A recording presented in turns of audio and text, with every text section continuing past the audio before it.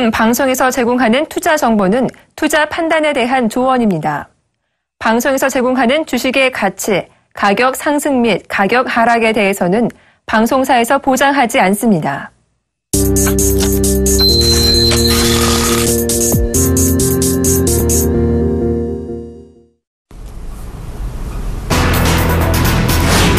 일본 내각부는 어제 올해 2분기 실질 GDP가 전분기 대비 0.4% 감소했다고 발표했습니다. 시장 전망치인 마이너스 0.5%는 상회했지만 일본의 성장률은 지난해 3분기 이후 3분기 만에 마이너스로 돌아섰습니다. 연율 기준 성장률은 마이너스 1.6%로 역시 전망치인 마이너스 1.8%를 웃돌았지만 3분기 만에 마이너스가 됐습니다. 일본 경제가 3분기 만에 다시 위축세로 돌아서면서 일본 정부와 일본 은행의 추가 부양 부담이 커지고 있는 상황입니다. 뉴욕 연방준비은행은 이달 엠파이어 스테이트 제조업 지수가 마이너스 14.9로 집계됐다고 발표했습니다. 이는 지난달 기록인 3.9를 크게 밑도는 수준이며 지난 2009년 4월 내 최저치입니다. 세부 항목을 보면 신규 주문은 지난달 마이너스 3.5에서 마이너스 15.7로 더 낮아졌고 출하지수 역시 지난달에 7.9에서 이달엔 마이너스 13.8로 낮아졌습니다. 전미주택건설협회는 이달 미국 주택시장 지수가 61을 기록했다고 발표했습니다. 이는 7월 기록인 60을 넘어선 것이자 약 10년 전인 2005년 11월에 기록한 최고 수치와 동일한 수준입니다. 이는 또한 시장 전문가들의 예상치에도 부합합니다. 지수는 50을 기준선으로 이를 웃돌면 경기 낙관이, 밑돌면 비관이 우세함을 뜻합니다. 주택시장 지수는 지난해 6월 이후 계속해서 기준선인 50을 웃돌고 있습니다. 중국의 위안화 평가 절하에 따라 글로벌 경제의 불확실성이 커지면서 안전자산인 금값이 오랜만에 반등했습니다. NH농협선물에 따르면 뉴욕 상품거래소에서 금 12월물은 온수당 18.60달러, 1.70% 상승한 1112.7달러에 마감했습니다. 이는 중국 인민은행이 잇따라 위안화를 평가 절하하고 글로벌 경제의 불확실성이 커지자 안전자산인 금에 대한 수요가 증가한 결과로 풀이됩니다. 한국거래소에 따르면 어제 유가증권 시장에서 외국인이 3,213억 원어치를 매도했습니다. 지난 5일부터 시작된 외국인 매도세가 8거래일 연속 이어지면서 이 기간 유가증권 시장에서 빠져나간 외국인 투자금만 총 1조 1,492억 원에 달했습니다. 외국인이 8거래일 연속 매도세를 보인 것은 올해 들어 처음입니다. 외국인은 같은 기간 코스닥에서도 1,265억 원어치를 팔았습니다. 삼성전자가 어제 유가증권 시장에서 직전 거래일보다 36,000원, 3.16% 하락한 110만 4천 원의 거래를 마쳤습니다. 3거래일째 약세를 보이면서 연중 최저치 기록마저 갈아치웠습니다. 삼성전자는 지난 13일 미국 뉴욕에서 갤럭시 노트 5와 갤럭시 S6 엣지 플러스를 공개했지만 스마트폰 시장의 성장 둔화 속에서 신제품 효과가 크지 않을 것으로 전망되며 시장 반응이 부진했던 것으로 보입니다.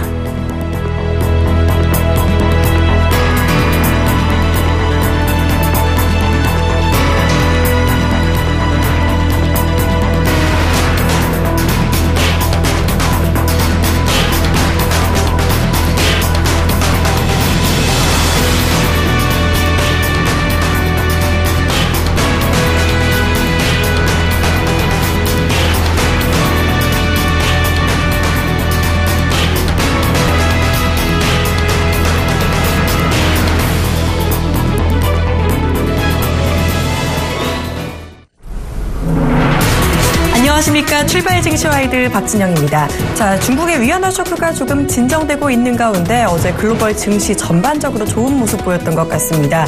이 뉴욕 증시와 일본, 중국 증시 모두 괜찮았던 가운데 우리 증시만 조금 부진했던 것이 조금 안타까운 모습으로 풀이가 되고 있습니다. 자, 그렇다면 간밤에 글로벌 증시 어떤 상황이었는지 먼저 뉴욕의 마감 지수부터 챙겨보도록 하겠습니다.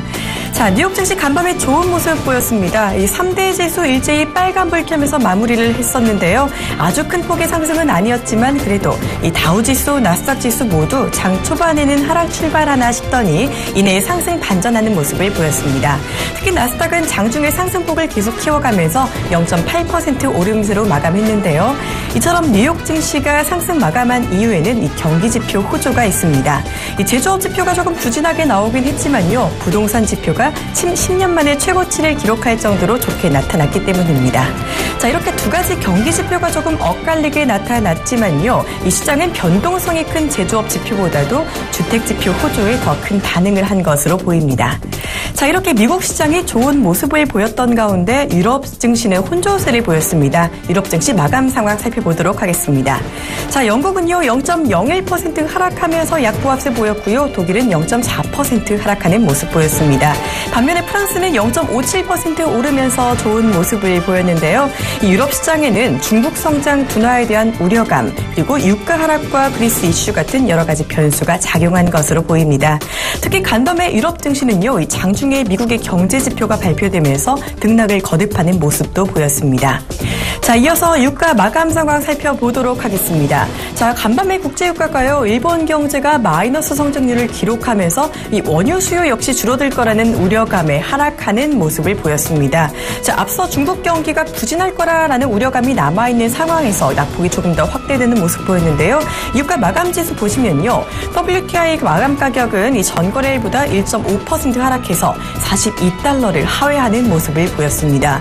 이는 2009년 3월 이후 6년 반 만에 최저치를 갈아치운 수준인데요.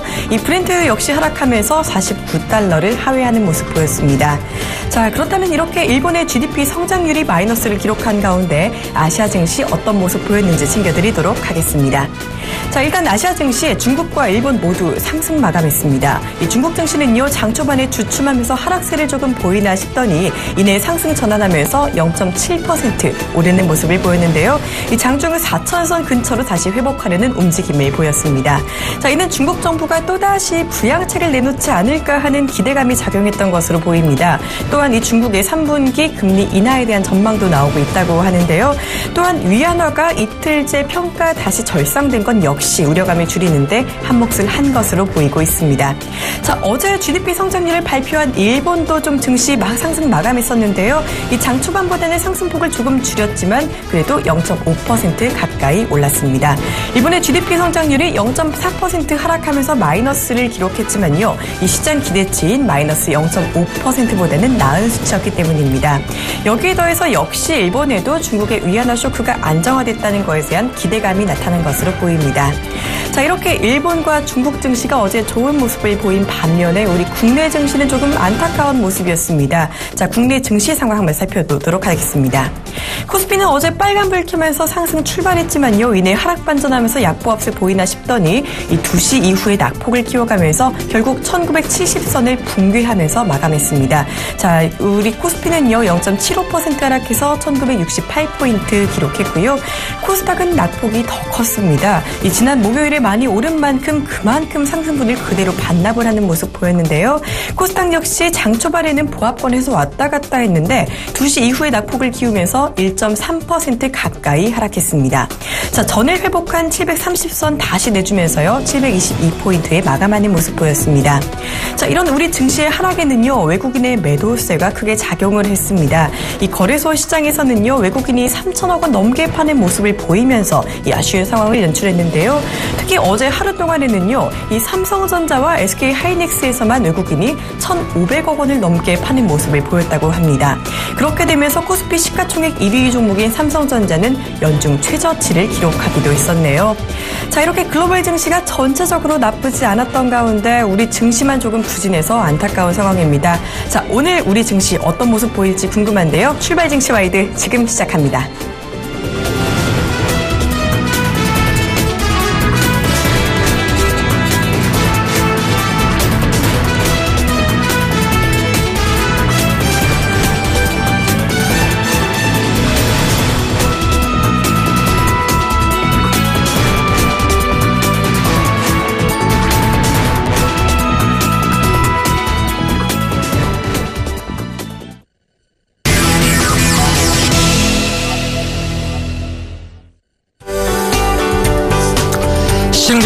안녕하십니까. 신문 읽어주는 남자 예병구 멘토입니다. 오늘 조금 일찍 시작했습니다.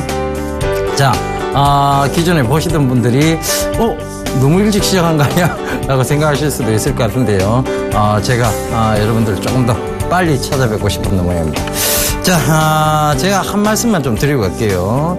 시장이 지금 많이 흔듭니다. 그런데 그 흔드는 것이 결국은 여러분들의 심리를 흔들기 위한 누군가의 어떤 권모술수였다면 여러분들이 이 구간에서 당하면 너무 억울하지 않겠습니까? 그죠? 그래서 그 부분도 좀 참고를 해보시라는 의미에서 지금 살짝 그런 얘기 좀 드렸고요. 또 두 번째는 외국인들이 지금 많이 매도를 하고 있습니다. 그런데 외국인들조차도 앞으로의 어떤 시장 상황을 고려해서 매도하는 것이 아니라 묻지마식의 어떤 던지기 매도가 이어지고 있다는 것도 좀 참고를 해보셨으면 좋겠습니다. 결국은 제가 수익을 말하다 시간에 여러분들께 드렸던 이 파생 상품이 많아졌다는 것, 이것이 결국은 이런 시장을 만들어 나가고 있는 거 아니냐라고 보시면 좋을 것 같아요. 전일 삼성전자, SK하이닉스, 현대차 이런 쪽으로 시총 상위주들 쪽에서의 매도 규모가 굉장히 컸습니다. 그런데 그 매도 규모가 큰 것은 결국은 선물 시장에서의 방향성적인 측면에서 그들이 선물 시장에서 더 하락적으로 더 큰 이득을 얻는다면 결과적으로 그런 부분들을 그들이 역이용하고 있다는 거 참고를 해보셨으면 좋겠어요. 웹더독이라고 하죠. 꼬리가 몸통을 흔든다. 이런 부분에서의 웹더독 현상입니다. 그래서 선물에서의 어떤 아랫부분, 하강 부분을 생각을 해보고 있는 것 같아요. 그래서 그 하강 부분이 이어지면서 결과적으로 현물에서의 시총 상위주들을 던지니까 지수는 어김없이 빠지게 돼 있고 선물에서는 그들이 이득을 거둘 수 있다.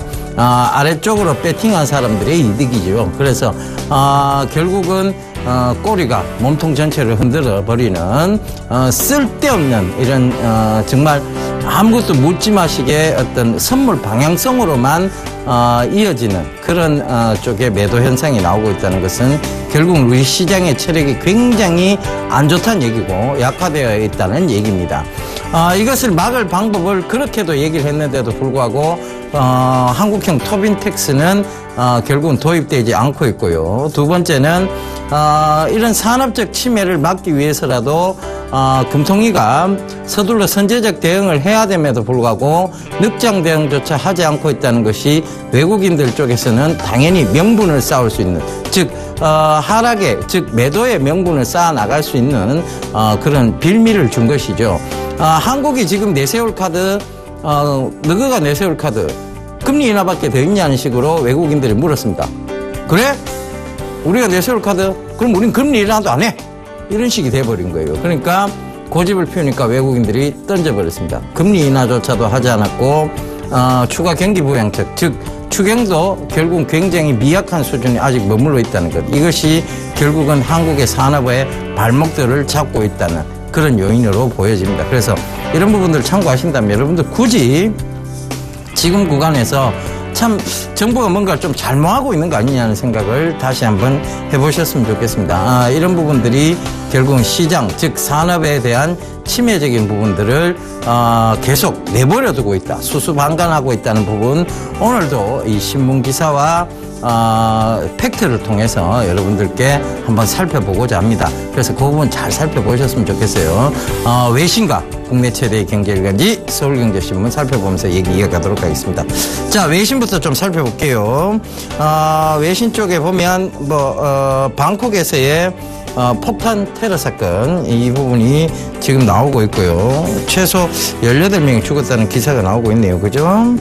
자, 근데 뽑아온 기사 바로 보도록 하겠습니다.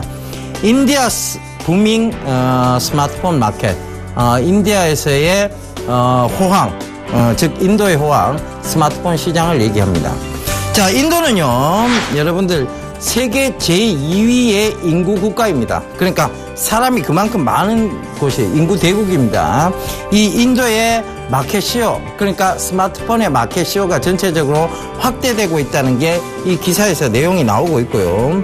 참 인도스럽게 생긴 3명의 젊은이들이 스마트폰을 들고 지금 셀카를 찍고 있습니다. 그래서 셀프 카메라를 찍고 있는데, 자, 이런 것들이 어떤 인도의 스마트폰 시장의 붐을 뭐 대변해주는 그런 사진 기사인 것으로 보입니다. 그래서 지금은요 이 인도에서 샤오미하고 삼성의 저가 스마트폰 양강 구도가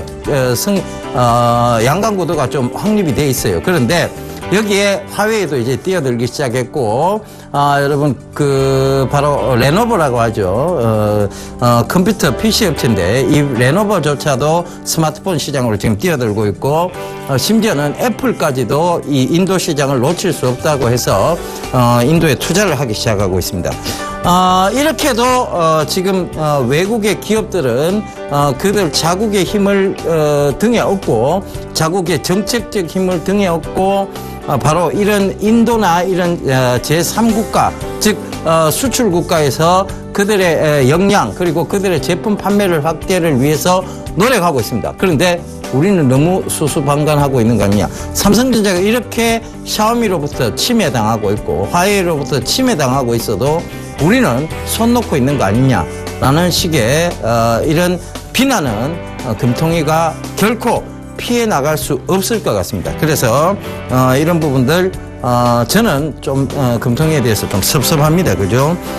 왜 우리 산업을 먼저 살릴 생각을 안 하는 것인지 결국은 환율 안정화가 급선무라는 것이 그래서 산업이 우선이라는 것을 왜 그들은 모르고 있는 건지 그래서 참 안타까울 따름입니다. 그래서 삼성전자가 그나마 인도에서 새로운 시장의 마켓시어의 확대적인 측면에서 우리 삼성전자의 제품이 인기를 끌기 위해서 그리고 LG전자의 제품이 원활히 진출하기 위해서도 금융당국은 하루속히 이런 환율적인 부분 즉 환율 안정화에 대한 부분들을 조금 먼저 논의하고 다루어 주었으면 하는 바람이 있습니다. 그래서 다시 한번 이 기사를 통해서 인도 시장의 마켓시어가 결국은 앞으로 삼성전자에 어떤 영향을 미칠지 그런데 정부가 이대로 손 놓고 있다면 삼성전자의 주가는 돌아올 리가 만무합니다. 그래서 정부의 정책적 지원 그리고 경기 부양책 그리고 금리 인하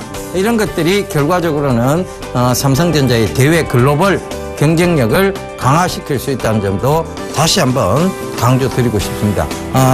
인도에서의 마켓시어 삼성전자에게 득이 될 수 있도록 하루속히 뭐 조치가 좀 나와야 되겠죠. 그래서 안타까운 마음에 한 번 더 얘기 드렸습니다. 자, 국내 최대의 경제일간지 서울경제신문 살펴보도록 하겠습니다. 자, 기사 바로 볼게요. 이걸 연관시켜서 봐야 되기 때문에 그래요. 부러지는 아베노믹스라는 기사가 나옵니다. 왜 이 부러지는 아베노믹스가 됐을까요? 결국은 위안화 절하로 인해서 일본의 기업 수출 경쟁력이 타격을 받는다는 기사 내용이 나오고요. 안보 문제를 신경 쓰느라 경제개혁을 표류를 탔다.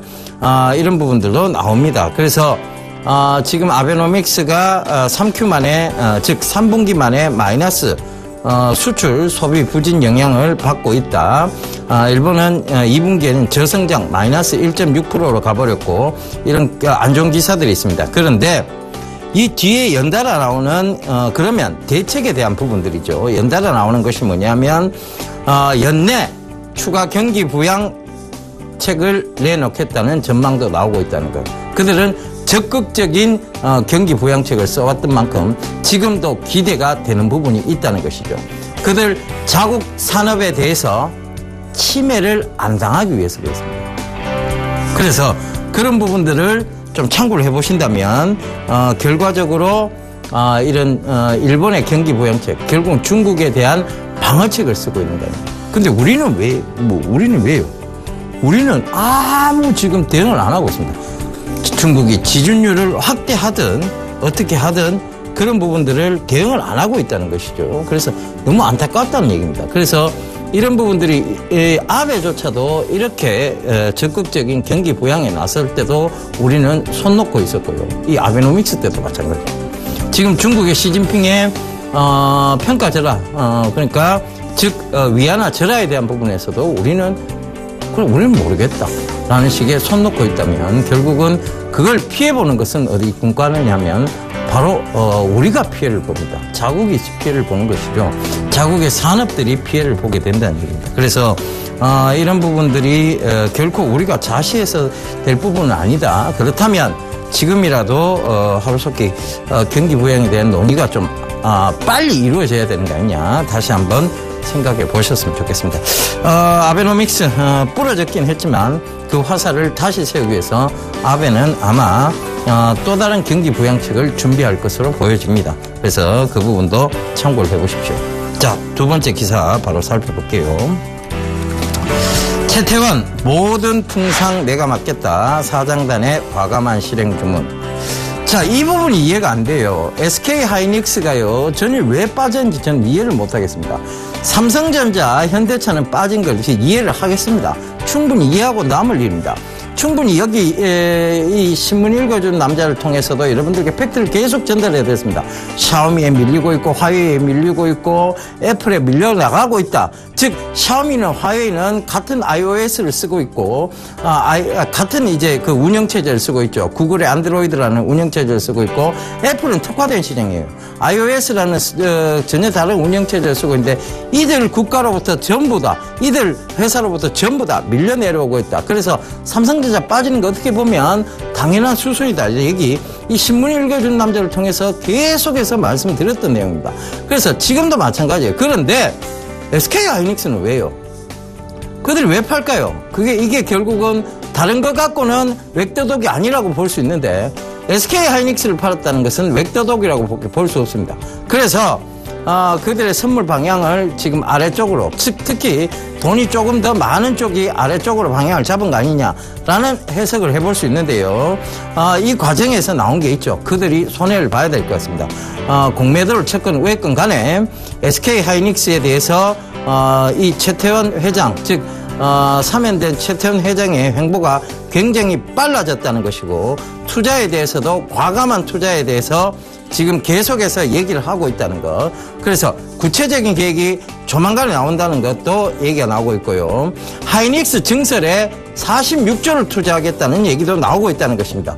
자, 이런 얘기들이 나오고 있는데 SK 하이닉스는 왜 빠지면 SK 하이닉스의 SSD를 납품하고 있는 마이크로 콘텍스는 왜 빠질까요? 참 이해를 할 수 없는 부분입니다. 외국인들이 던지니까 기관도 눈치 보면서 같이 던진다. 기관이 더 잘못된 짓을 하고 있는 것입니다. 원래 싸우는 외국인보다요 뜯어말리면서 눈치 보는 시누이가 더 미운 법입니다. 그죠? 바로 기관이 하는 행태, 이런 작태가 이런 것을 저는 조금 못내, 유감스럽네요. 그죠? 그래서 SK 하이닉스는 지금도 투자 기회가 여전히 존재를 하고 있고 여러분들 SK 하이닉스는 결점이 없는 어떤 회사라고 지금 보시면 되겠습니다. 너무나 좋은 상태고 3, 4분기, 4, 4분기의 실적은 더욱더 기대되는 형국이고 그룹 내에서조차도 이 반도체 산업을 육성하겠다는 SK 최태원 회장의 과감한 실행 주문이 있었다는 것이죠. 그래서 그 부분도 꼭 좀 참고를 해보셨으면 좋겠습니다. 자, 그에 따라서요, 그 SK텔레콤 쪽에서는 또 IoT, 인터넷 오브 싱즈, 즉 사물 인터넷에 대한 미래 산업 쪽으로 또 투자를 할 계획이라고 합니다. 그래서 제가 말씀드렸던 그 영역들이에요. 사물 인터넷, 그리고 모바일 디램, SSD 시장. 이것은 전부 다 미래 시장이죠. 그래서 이런 부분들을 참고를 해보시는 얘기입니다. 미래 시장은요, 여러분들에게 결코 손해를 주지 않습니다. 우리가 오늘 오르고 내일 오르고를 모를 뿐이고 오늘 빠지고 내일 빠지고를 모를 뿐입니다. 결국은 갈 수밖에 없는 시장이라는 것이죠. 그래서 그 부분 꼭 좀 참고를 해보셨으면 좋겠습니다. 자, 다음 기사 바로 볼게요. LGD OLED 게임 체인저로 육성 2018년까지 10조 이상 투자하다. 자, 최근에 들어와서요, OLED 투자에 대한 얘기들이 삼성에서도 나오고 있고 이 LG 디스플레이 쪽에서도 나오고 있습니다. 그런데 OLED 관련주들 굉장히 최근에 조정을 크게 받았습니다. 테라세미콘이라든가 AP 시스템 이런 종목들이 정말 매수하고 싶은 가격대까지 떨어졌습니다. 이거 굉장히 좋은 현상으로 받아들이셔야 될 것 같고요. 지금이 매수 적기가 아닌가 그렇게 보여집니다. 그런데 위에서 물려 계시면 살 돈이 없죠. 그죠? 그런데 지금 부분은 오히려 이런 부분들을 앞으로의 긍정적인 부분으로 보셔야 될 것 같고, 보유하신 분들은 여전히 보유 관점으로 보시면 되고 추가 매수 관점으로 보시면 돼요. 그런데 신규 매수를 하고 싶으신 분들은 정말 좋지 않은 종목군에서 이 종목군들로 교체 매매를 하셔도 좋다는 생각이 듭니다. 자, 지금 디스플레이 주도권 잡으려면 OLED를 선점해야 된다고 이 사진 속에 한상범 이제 LG 디스플레이 사장이죠. 이분이 얘기를 하고 있습니다. 그래서 이런 부분들도 꼭 좀 참고를 하셔서 이 LGD도 투자를 하고 LG 디스플레이도 투자를 하고 삼성전자도 투자를 하고 있는 OLED 시장은 이제 유망 그리고 미래산업으로 가까운 근접해 있는 미래산업으로 보시는 게 좋을 것 같습니다. 그리고 여기 또 내용이 납니다. 3년 내에 웨어러블 기기를 1위로 고치겠다. LG 쪽에 웨어러블 기기를 공급하는 회사가 있죠. 바로 블루콤이라는 회사입니다. 이 회사도 역시 웨어러블 1위 업체에 도약하겠다는 거기에 따라서 수혜를 볼 수 있는 종목군이다. 이렇게 보시면 될 것 같아요. 블루콤 같은 경우는요, 제가 2014년도 초반에 여러분들께 소개를 시켜드렸던 기업입니다. 그게 지금 굉장히 크게 갔죠. 크게 갔다가 조정이 적당하게 들어왔고, 그러니까 건전한 조정 구간까지 밀고 내려왔습니다. 그리고 다시 재상승을 하고 있다는 점도 참고를 해보셨으면 좋겠습니다. 자, 다음 기사 또 바로 볼게요. 자, 이 부분입니다. 외국인의 문매받은 전차군단. 삼성전자하고 하이닉스만 하루에 1,500억을 던졌다. 자, 전차주 순매도 규모 삼성전자, 하이닉스, 기아차를 던졌는데요. 이 시총 상위주들 위주로 던졌습니다. 삼성전자하고 기아차를 좀 파는 건 어느 정도 이해는 됩니다. 그런데 하이닉스까지 왜 팔았을까는 생각을 해보면 이들이 지금 선물의 방향성을 잡아놓고 현물을 흔들고 있는 거 아니냐는 생각을 떨쳐버릴 수가 없습니다. 그래서 이 부분은 결코 단적으로 웹더독 현상이라고 볼 수 있고요. 이런 쓸데없는 웹더독은 반드시 SK 하이닉스 쪽은 다시 주가 재평가를 받을 수 있다는 것도 참고를 해보셨으면 좋겠습니다. 그들이 판다고, 그들이 산다고, 무작정 따라다닌다고 수익이 나는 그런 쪽이 바로 이 증권시장이 아니죠. 그렇다면 그들의 매도를 어떻게 해석하느냐, 그들의 매수를 또 어떻게 해석하느냐가 더 중요한 시장이라는 거. 그것이 지금 매도의 어떤 해석을 보자면 그들은 웹더독으로 현물을 흔드는 것이지 결국코 SK 하이닉스에 악재가 있어서, 그리고 대한민국 또 이 SK 하이닉스가 글로벌 기업으로 가고 있는 중도에 이런 일이 본인들이 할 수 없음을 너무나도 잘 알고 있습니다. 그러면 언제든지 이 외국인 매도는 다시 매수로 돌아설 수 있다는 것도 참고를 해보셨으면 좋겠습니다. 여러분들이 외국인 따라다닌다고 쉽게 수익 나는 장 아닙니다. 지금은요, 파생 상품이 많아져서 그들이 투자는 하고 있지만 위쪽인지 아래쪽인지에 대한 부분들이 명확치 않다는 것도 여러분들 참고를 해보신다면, 마냥 위쪽으로 투자하시는 분들이 절대적으로, 특히 시청자분들 현물에서 윗방향으로만 배팅하고 있는 분들이 절대적으로 불리한 입장에서 게임이 진행되고 있다는 것도 참고를 해보셨으면 좋겠습니다. 그런 불리한 입장에서 내가 피우는 고집이 혹은 그것이 다른 사람에게 피해가는 것이 아니라 여러분들 본인 스스로의 계좌에 피해가 가고 있다는 것도 다시 한번 참고를 해보셨으면 좋겠어요. 그래서 이런 충분히 이 하방 쪽에 배팅이 많아진 레버리지가 많아진 상품들 쪽에 있는 종목군들은 당연히 투자할 때도 조심하셔야 되고, 그리고 이 투자를 시기도 좀 조심하셔야 됩니다. 즉 매도의 시기도 중요하다는 것도 다시 한번 참고를 해보셨으면 좋겠습니다. 이런 자세한 얘기들을요, 제가 주말 강연회를 통해서 여러분들께 드리고자 지방으로 내려갑니다. 이번 주 토요일 날은요, 부산에서 개최를 하는데, 부산 중구 중앙동에 있는 CJ 대한통운빌딩 2층에 유안타증권에서 개최를 합니다. 그리고 일요일 날은요, 대구 영남일보하고 대구 상공회의소 근처에 있는 테크노파크 2층에서 하는데요. 시간은 토요일, 일요일 동일하게 오후 2시입니다. 문의 전화는요 1577-7451로 동의하니까요. 여러분들 많이 문의하셔서 그날 어찌되었건 많이 와주십시오. 저희가 여러분들의 고민스러운 부분들을 앞으로 이제 펼쳐질 시장에 대한 명확한 얘기들을 드림으로 해서 풀어드리도록 하겠습니다.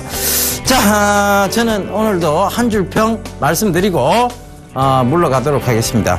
어제하고 똑같습니다. 대중 수출주 주목해 보셔야 되는데 이제 여러분들이 갖고 계신 종목의 포트폴리오를 좀 재편해야 되는 시기가 아니냐. 지금이 여러분들 오히려 종목을 압축시켜서 집중 투자하시기가 좋은 구간이라는 거 다시 한번 참고를 해보셨으면 좋겠고요. 그 집중 투자할 때 제대로 된 종목군을 선별하는 것도 더욱더 중요한, 즉 앞으로의 미래 산업 쪽에 투자하는 것이 더욱더 중요한 것이라는 거 다시 한번 참고해 보셨으면 좋겠습니다. 오늘 1%, 내일 2%, 모레 3%가 중요한 시장이 아니라 내가 이걸 7개월 들고 왔을 때 그리고 9개월 들고 갔을 때 과연 나에게 얼마만큼의 수익을 줄 수 있느냐. 그 흔들리는 과정 속에서 내가 그들이 유혹하는, 그들이 바라는 식의 어떤 섣부른 매도와 매수를 어떻게 참아낼 수 있느냐에 대한 부분이 더 중요한 것이 이 주식시장입니다. 참고 견디십시오. 미래는 여러분들의 삶을 보장해 줄 것입니다. 예, 감사합니다. 예병군이었습니다.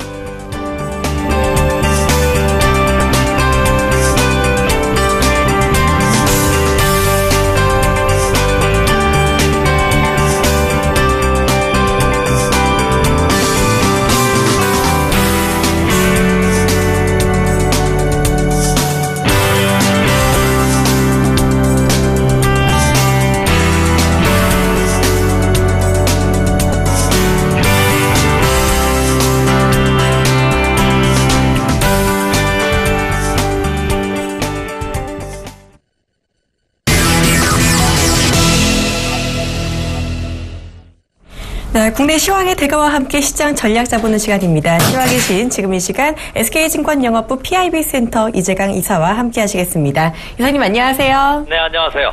네, 먼저 전일장 리뷰부터 해볼까 합니다. 좀 선진국 시장부터 살펴볼까 하는데요. 뉴욕 증시가 간밤에 좋은 모습 보였고 유럽 증시는 조금 혼조세를 보였습니다. 이제 간밤에 미국과 유럽 그리고 선진국 시장에는 미국에서 발표된 경기 지표가 조금 영향을 준 것 같은데요.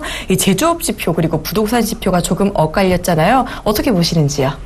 네, 참 이제 8월도 중순을 넘어서고 있습니다. 자, 우리가 본격적인 휴가철이 7월 말, 8월 초라고 하죠. 그래서 지난주까지 이제 휴가도 일단락된 모습입니다. 절기상으로 보면요, 8월 달이 굉장히 중요한 한 주예요. 절기상으로도. 왜냐면 찌릿한 무더위, 여름이 가고 가을이 시작되는, 다시 말씀드려서 말복과 입추가 같이 공존하는 달이 8월 달이고요. 또 이 8월 달은 또 하나 찌릿한 그 휴가철도 겹치기 때문에 이에 따른 또 시장의 변동성도 큰 그런 모습이고요. 또 하나 참 우리나라 국민들은 잊을 수 없는 8.15 광복절이 있죠. 올 광복절은 70주년이었다고 합니다. 그래서 지난주에 그 행사가 아주 대대적으로 펼쳐졌는데요. 자, 이런 복합적인 변동성이 주식시장에서 그대로 나타나죠. 근데 주식시장은 말복도 지나고 입추도 지났는데 그리고 이제 조석으로 좀 날씨가 좀 서늘해졌죠. 그런데도 불구하고 주식시장은 아직도 큰 여름이 찌듯한 더위가 맹위를 떨치고 있습니다. 특히 국내 시장이 더 그렇죠. 그래서 투자자 참 어려우실 텐데요. 그러나 다시 한번 강조해드립니다만 이 어려움을 극복할 수 있는 자만이 수익의 달콤한 그 이득을 볼 수 있다는 점 명심하시기 바랍니다. 어려울수록 여러분 혼자만 어려우시기 아니라 다 어렵습니다. 뭐 큰손 세력들도 어렵고 외국인도 어렵고 국내 기관 투자가들도 어렵다는 점 명심하시면서 어떻게 슬기롭게 극복하느냐를 한번 이 센TV, 서울경제TV와 같이 분석하신다면 좀 수월하지 않을까 생각이 됩니다. 자, 말씀해 주신 바와 같이 오늘 새벽에 끝난 뉴욕 증시를 포함한 유럽 증시 한번 리뷰 한번 해보죠. 먼저 우리나라 시장보다 먼저 끝나는, 그러니까 다시 말해서 미국 시장도 먼저 끝나는 유럽 증시부터 한번 보죠. 유럽 증시는 우리나라 시간으로 한 새벽에 끝나죠. 유럽 증시가 먼저 마감이 됩니다. 유럽 증시는 중국 성장에 대한 우려감, 여전히 중국 참 대단한 나라입니다. 환율이, 그죠? 변동 확률대로 고시된 이후 처음으로 3일 만에 그리고 5%에 가까운 위안화 가치를 절하하는 그런 단행을 조치를 취했죠. 그 여파로 인해서 역시 불안감, 중국 경기에 대한 불안감이 유럽 증시에도 그대로 적용되는 그런 모습을 보였고요. 또 그리스 사태, 그리스가 3차 구제협상안을 유로연합에서 승인을 했고 또 그리스 의회도 승인을 했습니다. 이제 독일 의회가 승인하느냐의 여부를 남겨놓고 있죠. 근데 여전히 그리스에서도 일부 시리자를 중심으로 한 이쪽 연합이 또 이게 반대 의견을 내놓고 있는데 불안한 감은 여전히 상존하고 있습니다. 이런 것들이 복합적으로 작용하면서 유럽 증시가 혼조 국면으로 마감되는 그런 모습을 보였죠. 영국과 독일 증시는 소폭 하락하는 모습을 보였고 반면에 프랑스 증시는 소폭 상승하는 그런 모습을 보였습니다. 그러나 유럽 증시도 아직 상승 반전했다고 말씀드릴 수는 없지만 어때요? 예, 과거와는 다른 그 장세를 보이고 있다. 그게 무슨 말이냐면 지난 7월 말 8월 초보다는 하락하는 강도가 약합니다. 여전히 아직까지도 악재성 재료가 시장의 기존은 하락 기조에 놓여져 있음에도 불구하고 어때요? 저점에서 살아나려고 하는 그런 꿈틀거림이 느껴지는 그런 모습을 보여주고 있다 이렇게 생각이 됩니다. 자, 유럽 증시가 마감되고 나서 두세 시간 후에 미국 증시가 마감되죠. 우리나라 시간으로 6시경, 새벽 6시경에 미국 증시가 마감이 됩니다. 자, 미국 증시는 오히려 긍정적인 모습으로 마감이 됐습니다. 뭐냐? 주식시장은요, 양봉이 중요합니다. 양봉이라는 것은 뭐죠? 예, 색깔로는 빨간색으로 표시하면서 시초가 대비 종가가 높게 끝나는 것을 양봉이라고 합니다. 왜냐하면 양봉이 계속해서 나타난다는 것은 뭐냐면 저점 매수가 형성되는 신호로 보기 때문에 주식시장에서는 굉장히 긍정적인 신호로 파악이 됩니다. 이 뉴욕 증시가 그런 모습을 보였죠. 시작은 아주 미약했습니다. 특히 뉴욕의 제조업 지수가 최악의 국면으로 여전히 이거 미국이 경기가 회복되지 않고 있다는 그런 반증이라고 하듯이 제조업 지수가 최악의 상태로 나타나면서 개파락 출발하는 모습을 보였죠. 그러나 시간이 지남에 따라 오후장 들어서는 오히려 뉴욕의 제조업 지수와 반하여 주택 지수는 10여 년 만에 최고치의 지표를 나타냈죠. 61을 주택 지표가 61을 나타냈습니다. 50 이상만 나타내도 시장이 긍정적으로 작용하는 회복되고 있다는 신호인데 61을 보임으로써 10년 만에 최고치죠. 이 여파로 인해서 뉴욕 증시 3대 시장이 모두 상승 반전에 성공하는 그런 모습을 보였습니다. 자, 뉴욕의 다우존스 공업지수 한번 일봉 차트 한번 띄워줘 보시죠. 네. 왜 제가 이걸 보여드리려고 하냐면 한번 보시기 바랍니다. 자, 지난 7월 달과 8월 달과의 모습은 자 7월 중순에 고점을 찍었어서 뉴욕 다우존스 공업지수를 예로 본다면 그리고 나서 급락을 했습니다. 그리고 7월 말에 한 차례 반등 8월 초에 다시 급락하는 그런데 최근의 모습을 보면은요 제가 타원형으로 동그라미를 쳐놨습니다. 어때요? 음봉보다는 양봉이 많습니다. 지난 7월 달 8월 초와는 다른 모습이죠. 그러면 양봉의 개수가 많다는 것은 뭡니까? 하락하면 장을 이끌면서 끌고 가지는 못하지만 하락하면 저점 매수세가 형성되는 그런 모습을 보여주고 있다는 점이죠. 제가 자막에도 제시해드렸습니다. 이런 모습이 보통 바닥 다지는 과정에서 많이 나타납니다. 그래서 완전히 뉴욕 증시가 상승으로 반전됐다고 말씀드릴 수는 없어요. 하지만 급락장세에서는 벗어나는 그런 모습을 보여주고 있다. 이렇게 말씀을 드립니다. 자, 다음으로 이제 아시아 시장도 한번 보도록 하겠습니다. 아시아 시장 중요하죠. 일본 시장은 여전히 기업들이 그 실적 호조세가 이어지면서 견조한 상승을 이어가는 그런 모습을 보였고요. 우리와 더 영향력이 큰 시장하면 중국 시장이죠. 이 중국인들 참 대단합니다. 어떤 면에서 보면 참 무서울 정도입니다. 네? 자, 중국 위안화를 이거 참 변동 환율이 실시된 이후 처음으로 3일 말 무려 4.6% 정확하게 위안화 가치를 급락시키는. 근데 이게 또 그 뒤에 멘트가 더 무섭습니다. 우리나라가 만약에 이렇게 했다. 아마 그 영향은 어떨까 참 상상하기도 쉽습니다. 중국이 그러니까 IMF를 필요한 세계 각국이 이제 그게 적정한 시장 위안화의 시장 가치다. 오히려 이것을 긍정적으로 평가하는 모습이 나타나고 있습니다.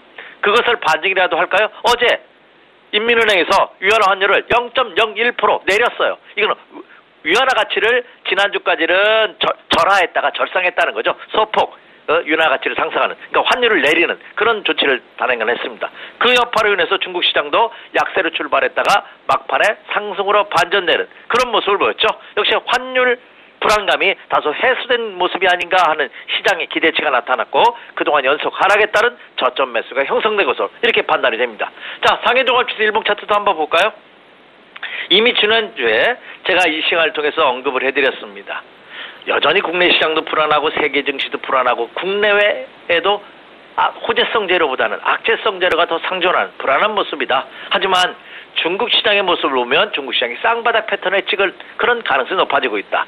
자, 중국 증시 한번 상해종합지수 일봉 차트 한번 띄워주시기 바랍니다. 지금 화면에도 보시면 지난 7월 초와 8월 초에 이 빨간색 타원형으로 제가 재드렸습니다. 쌍바닥을 이제 확인한 모습입니다. 그래서 쌍바닥 바닥 탈출 신호가 나타나고 있는 그런 모습을 보여주고 있고, 지수가 이제는 중국 상해종합지수를 기준으로 본다면 안정권에 진입한 그런 모습이 아닌가 이렇게 판단이 되고 있습니다. 그렇다고 본다면 오히려 중국 증시는 이제 본격적인 상승의 시작을 알리는 그런 모습이 펼쳐지고 있다. 그렇게 본다면 중국이 그동안 약세 국면을 보였던 이유가 향후 경기에 대한 불안감이죠.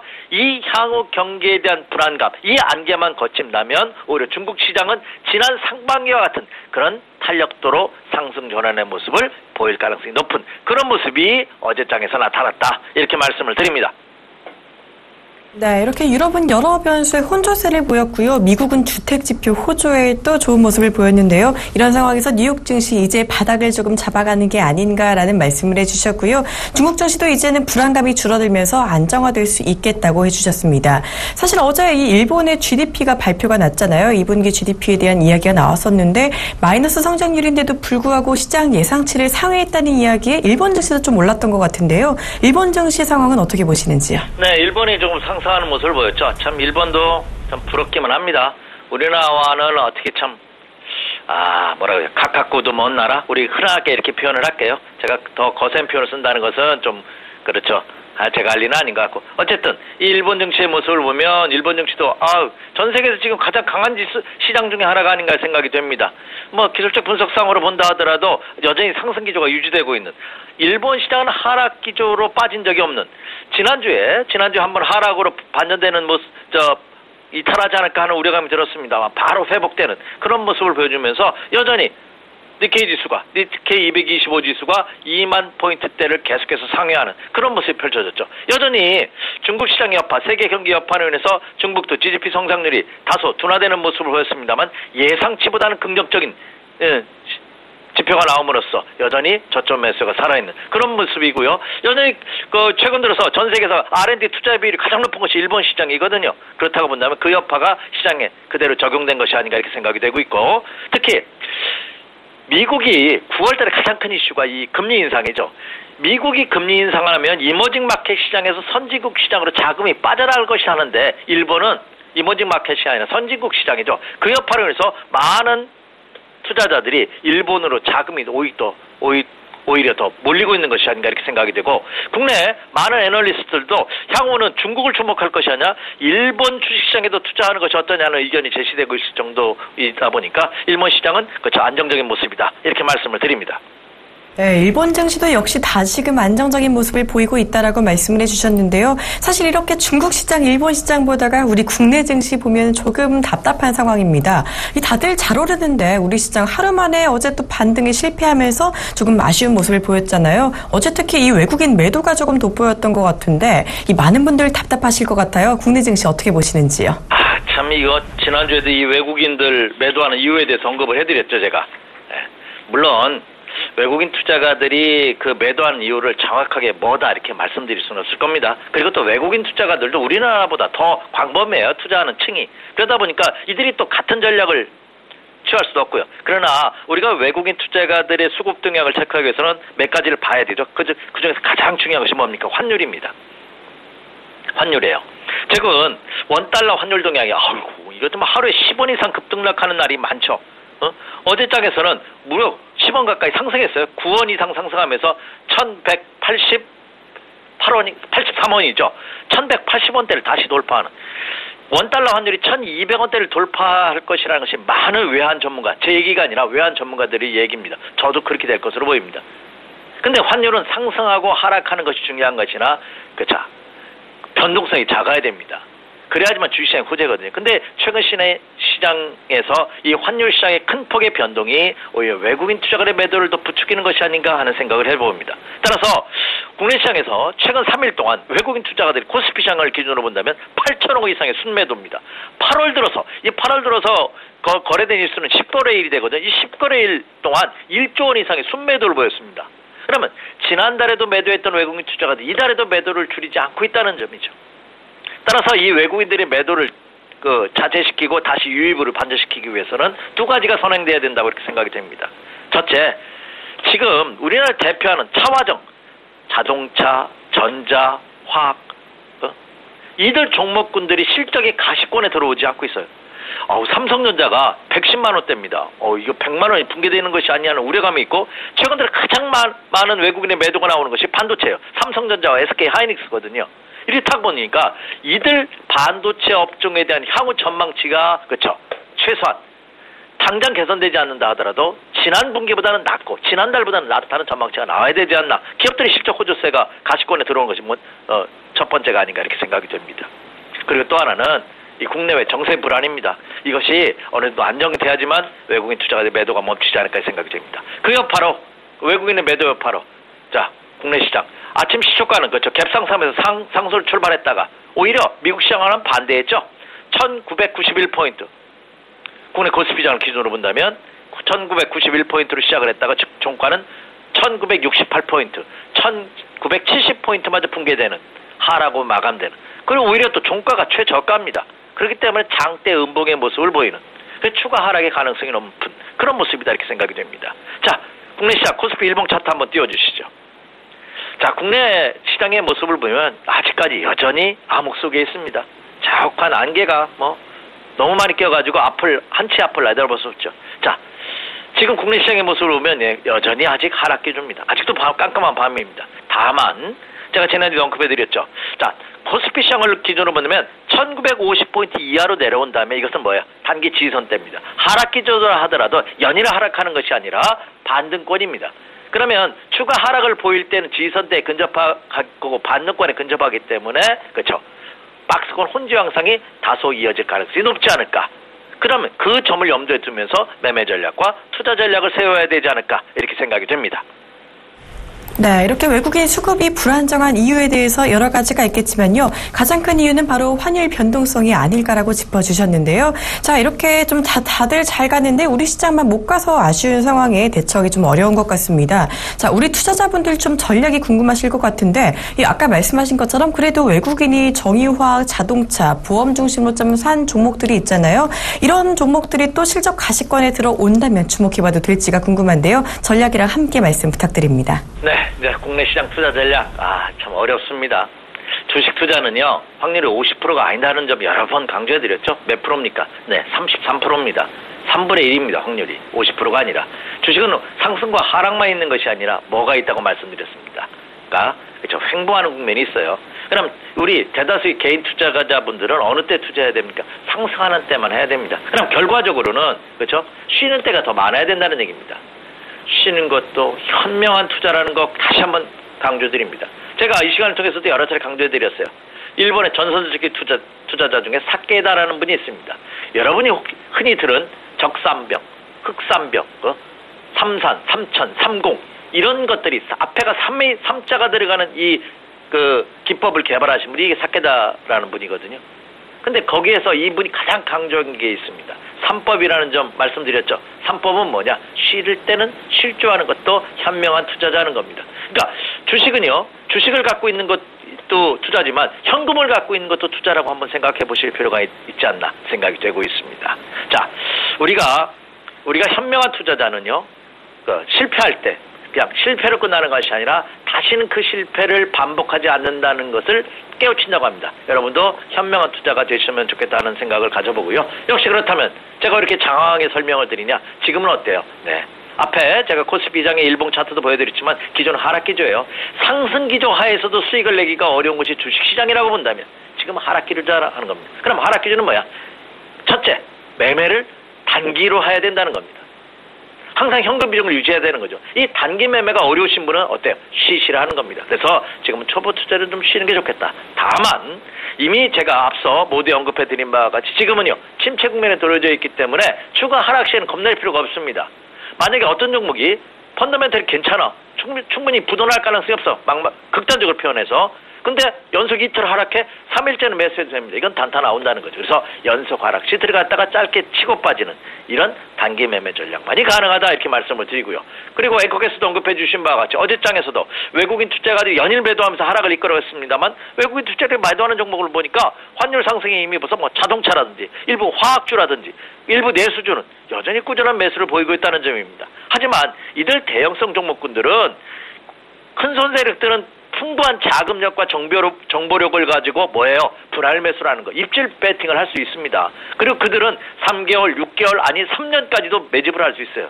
그러나 우리 개인 투자가들은 어떻습니까? 3년이요? 3개월도 못 버티죠. 그 점을 염두에 둔다면 바닥을 잡으려 하지 말라 하는 것 또한 여러분 명심하시기 바랍니다. 이들이 현재, 그렇죠? 국내 대표적인 그 대형주들이 바닥일 수는 있습니다. 하지만 여러분들이 아직 매수하기는 조금 시기상조가 아닌가 이렇게 생각이 됩니다. 조금 더 기다려 주시기 바랍니다. 자, 제가 모두의 상해 종합지수의 일봉 차트를 보여드렸죠. 상해는 어때요? 이렇게 두 개의 엉덩이를 찍은 쌍바닥을 찌르내줬어요. 그리고 왼쪽 바닥보다 오른쪽 바닥이 높은 전형적인 상승 패턴의 쌍바닥을 찍었거든요. 그런 모습이 국내 시장에도 필요하다는 거죠. 국내 시장 어때요? 아직도 외바닥도 확인이 안 된 국면이다. 그래서 조금 더 시간이 필요하다는 점을 명심하시면서 단기 매매 전략이고요. 그리고 그나마 관심주를 갖는다면 여전히 실적 호전주가 가장 좋지 않을까 생각이 됩니다. 그래서 게임 관련주들, 그죠? 게임 관련주도 그리고 실적 호전이 예상되고 있는 증권 관련주들. 그리고 내수 유통 관련주들 이런 종목으로 포커스를 맞추면서 당분간은 단기 매매 전략을 임하시는 것이 좋다 이렇게 말씀을 드립니다. 네, 상승보다도 하락보다도 더 힘든 게 횡보 구간이다라고 말씀을 해주셨는데요. 전략은 단기 매매로 가져가시면서 리스크 관리 조금 하시고 바닥 잡는 대형주들 특히 조금 기다려 보시면서요. 실적 호전 증권주 그리고 게임과 유통주 이런 측면에서 관심을 가져보시는 게 좋겠고요. 특히 초보 투자자분들 조금씩 쉬어가는 것도 전략이다라고 말씀을 해주셨습니다. 자, 지금까지 국내 시황 전망과 전략 SK증권 영업부 PIB센터 이재강 이사와 함께 잡았습니다. 이사님 감사합니다. 네, 감사합니다.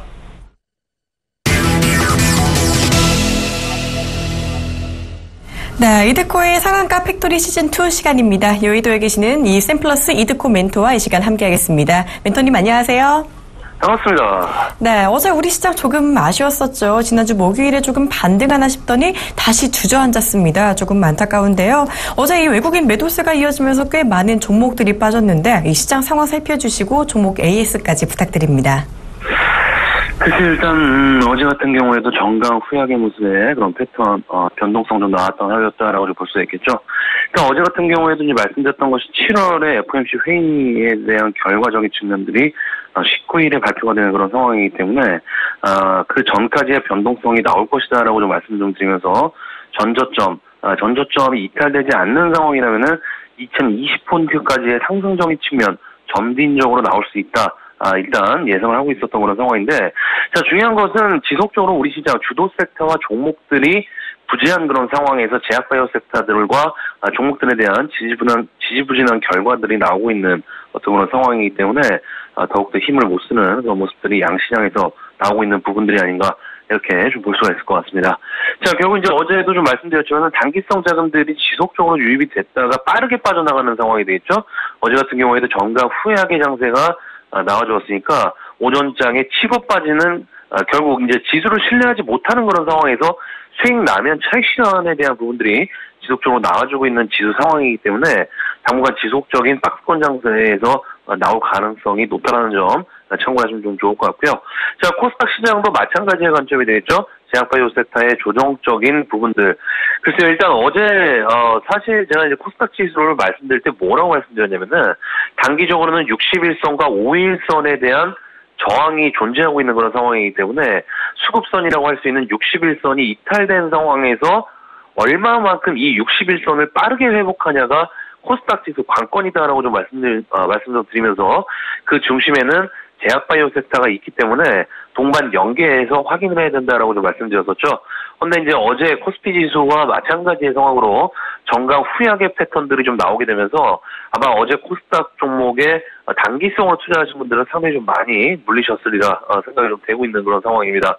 자, 그만큼 이제 변동성이 상당히 좀 강한 상황에서 61선, 이 61선이 우상향하기 전에 빠른 회복이 좀 나와줘야 되는데 아직까지는 코스닥 지수 힘이 좀 딸리는 모습. 자, 그만큼 이제 제약바이오주들의 중요성도 코스닥 시장의 회복에 대한 기로에 서 있다라고 어제 좀 말씀드렸던 부분입니다. 그래서 이제 주 초반 상당히 중요하다라고 좀 말씀 좀 드렸는데, 자, 일단 코스닥 지수 61선이 735포인트 정도 되는 그런 상황입니다. 735포인트인데, 어제 사실은 코스닥 지수의 고가가 734.90포인트였습니다. 0.1포인트 차이로 돌파하지 못하게 되면서 마치 짜고 친 고스톱이 저항으로 작용시키는 모습. 글쎄, 일단 앞에서도 좀 말씀드렸지만은 이 61선이 상당히 좀 중요하다라고 좀 볼 수가 있겠습니다. 물론 하방으로 121선까지 버티고 있는 그런 상황이 되겠지만은 기술적 반등이 이어질 수 있는 구조로 가기 위해서는 이 61선이 반드시 저항이 아닌 지지로 나와줘야 되는 그런 부분이 되겠는데, 자, 일단 어제 이제 강력한 돌파가 좀 나오지 못한 그런 상황에서 알 수 있듯이 그만큼 저항이 상당히 좀 강하다는 점, 결국 이제는 5일선에 대한 저항까지 받을 수 있는 구조로 돌아가고 있는 상황이 되겠죠. 해서 이제 어제 이제 뭐 다우지수나 나스닥 지수 상승하는 그런 모습들이 좀 나아졌지만은, 일단 오늘 같은 경우 5일선 안착 여부, 5일선 안착 여부를 좀 관건에 두시면서 확인하시는 전략 보시는 게 좋을 것 같고요. 자, 오늘도 역시나 계속적으로 이제 61선 저항을 받는다라고 했을 때, 지난번 코스닥 지수 5% 정도 폭락했을 때의 저점 695포인트까지 다시 한번 열어두고 있는 그런 상황이기 때문에, 일단 하방 경직성에 대한 테스트 지속적으로 나올 가능성이 높다는 점 참고를 하시면서, 현재 구간 무리한 투자보다는 소극적으로 일단은 확인하시고 종목들을 접근하시는 전략이 올바른 그런 상황이지 않나 싶습니다. 자, 해서 이제 어제 이제 제약바이오 섹터들 종목들 셀트리온을 기본으로 해서 한미 약품이나 우리가 보유하고 있는 에스텍 파마 같은 종목들도 조정을 받는 그런 모습이었습니다. 코스닥 지수 장중 저가로 마감된 상황에서 전반적인 제약바이오 종목들에 대한 하락세, 오후장부터 이제 강하게 나온 상황이기 때문에 대부분의 종목들이 장중 저가로 마감한 모습. 일단 에스텍파마 같은 경우에도 장중 저가로 마감되는 그런 모습이었죠. 일단 기관들에 대한 매도세 나왔던 그런 모습이었는데, 일단 이 에스텍파마도 실적 발표가 좀 나아졌습니다. 적자에서 흑자로 된 상황인데, 어제 제약바이오 섹터들의 하락폭에 못 이겨서 지난주 코스닥 5% 폭락에도 불구하고 플러스 마감한 것에 대한 물량들이 한꺼번에 쏟아져 나왔다라고 볼 수가 있는 그런 부분이기 때문에, 어제 급락적인 부분들은 다소 언더슈팅이 나온 그런 상황이지 않나 싶습니다. 자, 경우 이제 제가 이제 제약바이오 섹터들에 대한 종목들 말씀드리고 추천드릴 때 가장 좋게 보는 선재료 후실적인데, 일단 실적을 흑자전환을 했기 때문에 흑자전환을 한 상황에서 하반기 실적 또한 연속성을 가지고 흑자 지집에 성공을 한다면은 연말에 신약에 대한 임상 이상에 대한 기대감, 그리고 진통제 약품 시장에 대한 확대적인 측면들이 이 에스텍파마에게는 상당히 좀 유리하게 실적으로 작용할 수 있다는 점 또한 긍정적인 부분이지 않나 싶습니다. 자, 해서 일단은 지난번 코스닥 5% 폭락할 때 전저점이 2만원대 초반대까지 되는 그런 부분이기 때문에 그 저점 오늘 내일 주 초반 이탈하는지 지지하는지 여부에 따라서 추가 매수 시점 잡아본다라고 좀 말씀 좀 드리겠고요. 자, NH엔터도 지수 급락 속에서 최근의 흐름들 상당히 좀 양호한 부분이죠. 바닥권에서 지속적으로 좀 옆으로 기는 그런 개걸음의 모습들이 좀 나오고 있는 그런 상황인데, 자, 이런 에너지 응집 형태의 모습 조금 더 나온다라고 했을 때 현재 게임주들의 상승적인 측면들에 있어서 순환매적인 측면 나올 수 있다라고 좀 생각하고 있기 때문에 지속적으로 홀딩하신 전략 말씀드리면서, 자, 오늘도 이제 지수 상당히 좀 중요합니다. 코스닥 지수 61선 아까 앞에서 말씀드렸듯이 저항으로 있는 그런 상황이기 때문에 하락에 대한 저점 확인하시면서 오늘도 조금은 보수적인 관망 포지션 전략 유지하시는 하루 되시길 바라겠습니다. 오늘 사학과 팩토는 여기까지입니다. 고맙습니다. 네, 전에 말씀해주신 에스텍파마 인산이 일단은 흑자 전환한 상황에서 어제 조금 빠지기는 했지만요. 일단 오늘 동향 보시면서 조금 더 움직임 파악해 주시면 좋겠고요. NH엔터 같은 경우는 또 홀딩 전략 말씀해 주셨습니다. 이 시장 같은 경우는 19일에 FOMC 회의록이 나오기 전까지 변동성이 큰 시장을 조금 예상을 하셨는데요. 코스닥 시장 5일선 안착력 지켜보시면서 조금은 소극적으로 대처하시는 게 좋겠다고 말씀해 주셨습니다. 자, 지금까지 샘플러스 이득 코멘트와 함께 이 종목들 알아봤습니다.